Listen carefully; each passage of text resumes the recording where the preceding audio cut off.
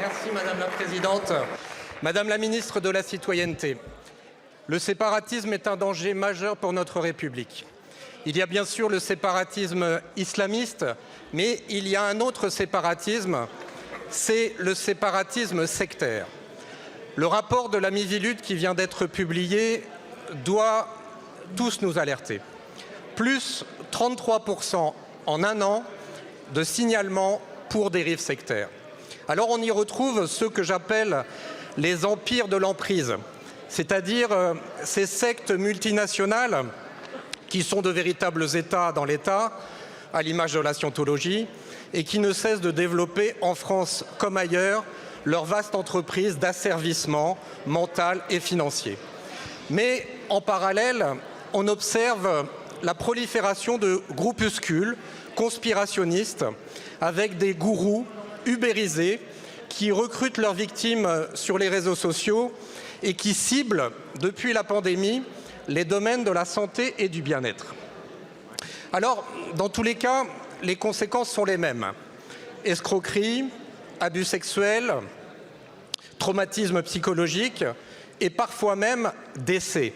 Car quand ces gourous 2.0 incitent, par exemple, à remplacer la chimiothérapie par des jus de légumes ou à se nourrir uniquement d'air et de lumière, je n'invente rien. Alors oui, on peut véritablement parler de criminalité. Madame la Ministre, je vous sais attentive à ce sujet.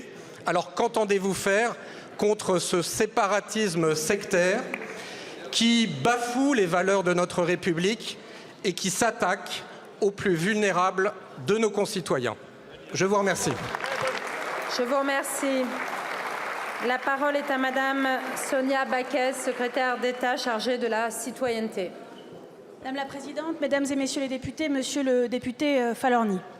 Effectivement, le rapport de la Miviludes a mis en lumière l'évolution inquiétante, l'évolution quantitative d'abord, avec 4000 signalements dont on sait très bien que la plupart passent sous les radars, que c'est la partie émergée de l'iceberg, avec une évolution inquiétante sur un an, plus 33%, plus 86% sur les 6 dernières années. Donc une évolution quantitative inquiétante et vous l'avez dit, une évolution aussi sur les modalités d'emprise extrêmement inquiétante. On a les multinationales et ces multinationales continuent à être scrutées, suivies par la Miviludes, par le ministère de l'Intérieur, la scientologie, les témoins de Jéhovah. Il y a eu des condamnations, exercice illégal de la pharmacie, escroquerie en bande organisée pour ce qui concerne la scientologie.